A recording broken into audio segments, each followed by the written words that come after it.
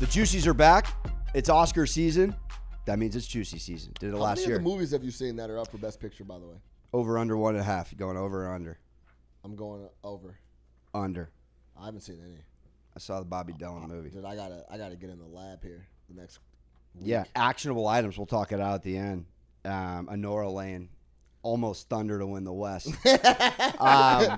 All right, Elite Berry got some fun play on words here for the Juicies. We're going with the Elite Berry, which is the Lifetime Achievement Award. So anyone who reached a milestone, again, going back this last calendar year. So some 2024 options here, too. Talk to me. I'm going to go Mike Evans, man. It's a great one.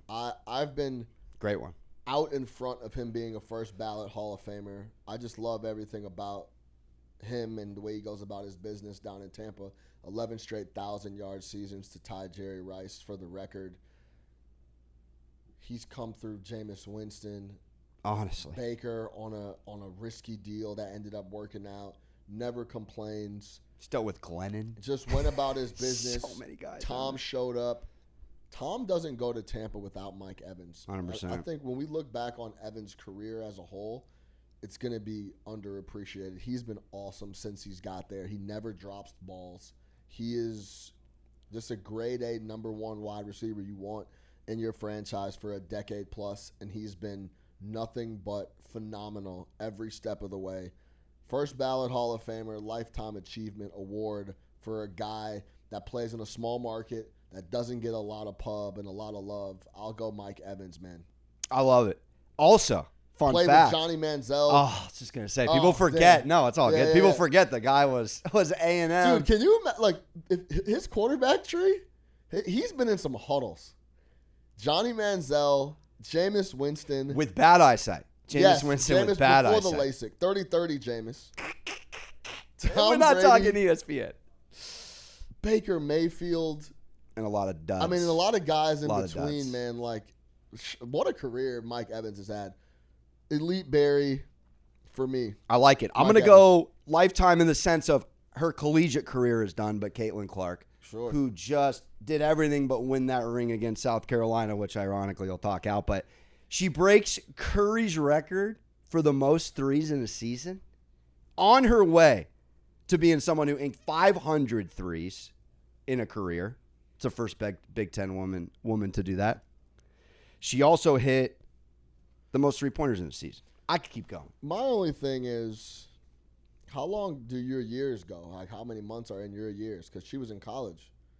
Wasn't that like a year and a half ago, 2 years ago? No, because in the WNBA, think about it, the last South Carolina, Iowa was this past tournament. But they don't get an off season if you go from college to the WNBA because they play in the summer.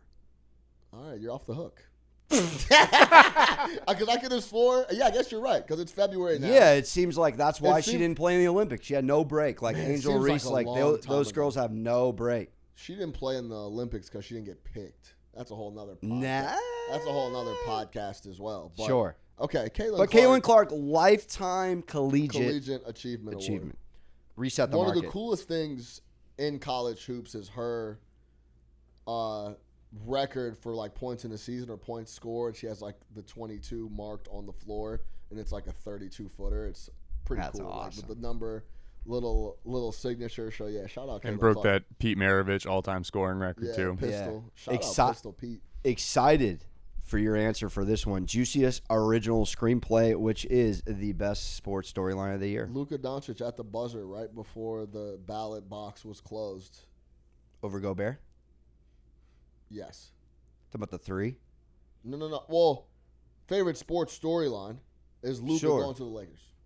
Okay. Like at the buzzer, meaning it just happened. Oh, I thought you were talking about like a play. Right before the voting commenced. It's the biggest storyline in basketball. It's going to be like that for the next couple years. There's so much to it. You talk about the fan base of the Dallas Mavericks. How much was Nico Harrison pushed by ownership? The coffee happens with Pelinka in L.A., and just everything about it is fascinating. Luka now goes to L.A. Probably the first time in his entire life he has been, I guess, not wanted or moved on from or told he wasn't good enough. You see him doing push-ups pregame against the Mavs? Yeah, I did. I saw it. So not great form. There's so much in it that it has to be the best storyline for me. I mean, you add him throwing full court passes to LeBron. How much longer is LeBron going to be around? Years now. Is he going to be the guy? Are we going to remember him as a Laker now and not a Mav? Like, there's so much to this Luka Doncic move. Dude, he's on a mural already with Kobe. Dude, what if Dallas turns into Charlotte? Like, they might just be in the dumpster fire of the West. The Spurs are coming. I kind of like Dallas. A lot of new teams team. aren't. AD and Kyrie are on they're mid-30s now.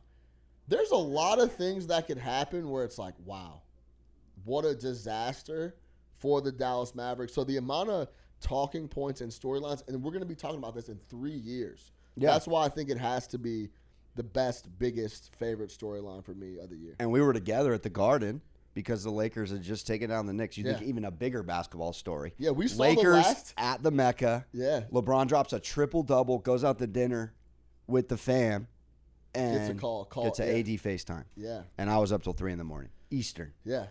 My favorite sports storyline. We saw the last Lakers game without Luka Doncic on the roster. That's pretty cool. Triple dub. I got to go with the Chiefs not getting the three-peat as the storyline of the year. The Father Times undefeated as far as history, and no one winning 3. What a fascinating win for NFL historians. The whole world, except for a few sharps like Sean Little, were on the Kansas City Chiefs. It was all about the Chiefs, and I don't think since Tom Brady was suited up in the Super Bowl against that Chiefs team have we seen them get the brakes beat off them. Mahomes had to get a haircut. They had to write a fake story about Kelsey's sickness. They were dusted off so bad. They're on identity crisis. One of the worst Super Bowls of all time. They got absolutely obliterated. So, yeah. And I'll just keep it here because it goes in succession with my juicy. But the best male athlete, I got to give it to Hurts. I think what Jalen Hurts did in that Super Bowl, and again, he's not a guy he talks with his playing. They're up that first score. He throws that pick early in that first half, and you're like, oh, all right. Well, here we go. It's going to be a tennis match going to 5 sets at a major, and that was his only blemish. He was poised. He was calm. He led that team. Saquon was non-existent as far as statistically. It was all Jalen Hurts. Gotta give it to him. Go look up the clip of Devontae Smith on the sideline. The game is decided. First of all, don't forget Devontae Smith was college teammates with Jalen Hurts at Alabama as well. He goes up to Jalen Hurts. They're going back and forth a little bit, and he gives him a hug, and he says, thanks for keeping this on the track. Yeah. I kind of get goosebumps thinking about it because the team was in shambles multiple times in the year, and the only thing that was steady throughout was clearly Jalen Hurts, and Devontae Smith is giving you a peek inside the locker room of him saying, hey, man, without you and your steadfastness, we don't get through it. We don't get here. We don't win the title. So thank you for keeping everything in line because that's something you say to the head coach. Yeah, but their head coach was yelling at fans at 2-2. Thank you for keeping this on the track. I think it's going to go down as not appreciated enough how much was on Jalen Hurts' shoulders. Yeah, that's why he's getting the juicy. And he delivered, and then he delivers in the biggest moment. Dude, nobody wins in Philly. I mean, how many quarterbacks have gone there to get chirped and not show up? We're talking about backup Foles is the only guy to have ever done it. Yeah. McNabb couldn't do it. There's so many guys that go there. It's got to be the most difficult city to play sports in. And 2 weeks in a row, or 2 games in a row, NFC Championship, we were talking about how Saquon was going to run wild. Mm-hmm. He breaks off the first run against Washington. He didn't really do anything after that. Go look at the numbers. He was kind of bottled up after that first 60-yard run. Then in the Super Bowl, he doesn't have his best game. Everybody says he's gonna run for 140. triple down. et cetera, et cetera. He doesn't break 100. Jalen Hurts puts together 2 back-to-back stellar performances. Defense shows up in a major way as well in the NFC Championship. But yeah, I got the. We're gonna come back to this squad here in a little bit, but Yeah, for me, you're juicy. best favorite male athlete, Shohei Ohtani. Oh, Let's go all the way back, people. I'm wearing Dodger blue. I didn't even think about it. Think about the start of the season for the Dodgers and Shohei Ohtani. He's coming off an injury, so he's not going to pitch. It's half his superpowers, not pitch. He's not going to pitch. Then believe whatever you want about the gambling story. He knew, he didn't know, he was gambling, he wasn't gambling.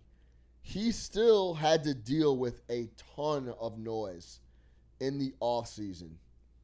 Did he know? Did he not know? If he didn't know, how does he deal with his closest compadre and companion from Japan in LA, who he deals with on a day-to-day, robbing him for $17 million plus?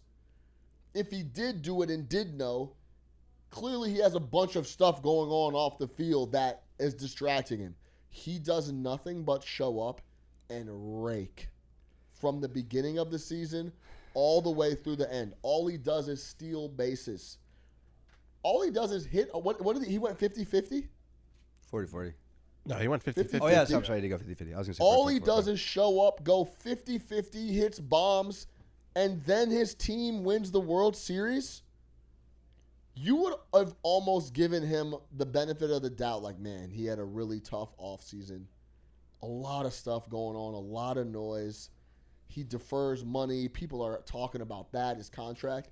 He doesn't blink an eye, goes on a terror, and wins the World Series.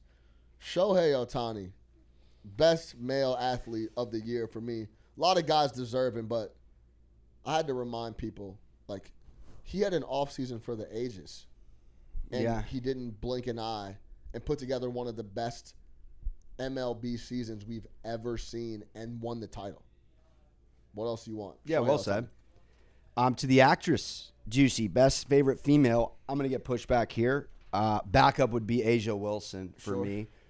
But I got to go with the head coach for South Carolina, Miss Dawn Staley. I'm not mad at that. Undefeated run. Perfect record. It was 39 wins, 38 wins. And they beat Caitlin Clark to cut down the nets, which, again, like, you think that LSU-Iowa dance 2 years ago with Angel and that whole – and then they take care of business. But Dawn's program – that was less than a year ago. Man, that's so crazy. That seems like 11 months. 11 months ago. It seems like ages ago. Sorry to cut you off. No, all good. I mean, I could go on about her accolades, but Dawn is she had everyone captivated on her team when it was about one player, but her team, Cardoso, that team was so stacked. It was fun to watch. To go undefeated in anything is crazy. Crazy. The mental fortitude it takes to be locked in every single night, every game. And then we're talking about college athletes, we're talking about teenagers. To wrangle that group of ladies together every single game and to go out there and not drop one, not have one bad game from start to finish is very impressive. Shout out Dawn Staley. I like that. Yeah. What do you got for me? Caitlin Clark, man. Yeah. Back to back. I gave it to her last year. Back to back winner here for me. Can't go understated how impactful she's been to the game of women's basketball. Give us the pro take. I'd give us the college one. New TV deal, new leagues are being sprouted up. Indiana Not that Commerce. that has all to do with her, but when we talk about people that create motion for stuff, she created a lot of motion and attention for college basketball. She comes in. People were talking about, is she going to make the all-star team? Is she going to be impactful? She broke the record for assists, not by a rookie, in league history. Yep. It's incredible. She's extremely impactful. She went to a little small market, and people know. If you ask a vast majority of people to name 5 WNBA teams, the Fever are going to be in one of the 5. They're going to know that team in Indianapolis because of Caitlin Clark. She's brought tons and tons of attention on top of being able to hoop, and on top of seemingly she seems to be a very lovely person. So Caitlin Clark, top to bottom, the motion that she's created for women's hoops along with the other ladies. But listen, eyeballs are what move things in our business, in sports, and in everything else. She brings eyeballs, and the eyeballs will lift the tide that will lift all boats for WNBA. I love it. Well said. Wrapping it up. Best or favorite team, juiciest blend. I'll be brief. I already spoke about them. I put South Carolina. We're going to look back in 10, 15 years on this Philadelphia Eagles team. I got the Eagles too. Did you hear Fangio held a defensive meeting about the Super Bowl before the parade? They win the Super Bowl. Yeah. He's not happy with the second half defensive effort. So before they go on the double-deckers, they call a defensive meeting. That's how locked in this team was. They rewrote history. They shut down the GOAT conversation for years. Some of the best complimentary ball we've ever seen. I mean, again, and every position, top tier. Madden 90 aboves all over the place. Everyone on that team is going to be remembered for years to come. A lot of Georgia Bulldogs on defense, by the way. I do wonder if Vic Fangio also in that meeting maybe played some of the hits on Mahomes, like the headshot a little bit, just some compilations, maybe a little highlights snuck in there. Positive That's all end, I'm saying. positive little end. Positive Throw a little bit of reinforcement in there look too. ahead. You know? If you want to get to this parade That's again, wild old school. this though. is what we got to do. Yeah, the Eagles for me, man. I still think they were teetering on unraveling at the seams the entire season. Every week. That's crazy to think about. Teetering. Every time they lost a game, we came in here and talked about the media. Everybody was going crazy about how Sirianni can't coach the team and how Jalen Hurts isn't good enough. And then they'd rip off 6 in a row, and you'd be like, they're so talented. They draft so well. Howie Roseman's the best GM in sports. Quinyon Mitchell, Jalen Carter, they drafted extremely well. They go pick up a linebacker off of free agent. He ends up being one of the best linebackers in the league with Braun. They didn't make any mistakes, and still, every week it was like, A.J. Brown's not happy. And where does the Jalen Saquon? Burks and A.J. Brown used to be homies. Now they don't speak. Like, it was just something happening over and over again. And I didn't even comment on Cooper DeJean. I mean, if you look at the young guys they've drafted in the last 2 seasons, it's unbelievable. Nolan Smith, Yeah, Carter. like, it's crazy. Jordan Davis was supposed to be what Carter was. Yeah, like, It's insane. they've been just run really well. The defense held them together, and then Jalen Hurts, I think, held together the offense and, like, the leadership side. And Did they bring back the running back single-handedly and then by you grabbing add Saquon and a guy that totes like he does. Yeah, I mean, It's just, I hate to give them credit, but you have to. Yeah, you have to. They were sensational to start the year. They dropped a couple. The whole world was against them, and then they ripped off a bunch of wins, then dropped another one, then ripped off a bunch of wins and won the Super Bowl. So, yeah, shout out the Eagles, man. That's the best team of the year for me. Well said. All right, wrapping it up. Feel free to weigh in, whoever. 97th Academy Awards. I'll go with the complete unknown at 14-1 for Best Picture. According to Vegas Insider, Honora is the chalk, then the brutalist, and on down the list. Wicked, 40-1. The thing about this stuff is that typically these numbers reflect inside information and kind of where people have talked about they're going to vote. Ben, how many people vote for this? I think It's like 500 or something crazy. No, right? I think it's like 10,000 people. Yeah. So, like, you start to get a little idea of, like, where people are swaying. I would actually wonder the favorite going into Oscar night, how many times they've won. I bet you it's very, very, very, very high. It's gone back and forth this year. Actually, Honora was the early favorite, and then it kept flip-flopping, and now it's emerged. What's as- Yeah, Honora anything mispriced on here, in your opinion? Well, I'm a big fan of Dune 2, but that was never going to win, unfortunately. Plus I 10,000. gotta watch Dune too. Yeah, I all these movies are great in their own ways. Anora is phenomenal. I don't think it's very appropriate maybe to say what it's about on this platform, Got it. but it's a great So movie. it sounds like I need to watch it then. Yeah, But is Anora at minus 230 correct? I think that's fair right now. I haven't seen any of these. The Nickel Boys. I've never heard of it. To be honest, the one movie that like could be the upset is Conclave, which is the movie about finding a new pope. That had it had a BAFTA win, and it won Best Ensemble at the SAG Awards. But Who won Best Picture? Is the Brutalist Brody? Yeah, that's Brody. All right, I gotta watch it. Anora didn't win anything at SAG, but Anora won at the DGAs, the PGAs, the WGA, so won a bunch of guild awards that people are pointing towards, and usually that is the Best Picture winner. You got a prediction for me?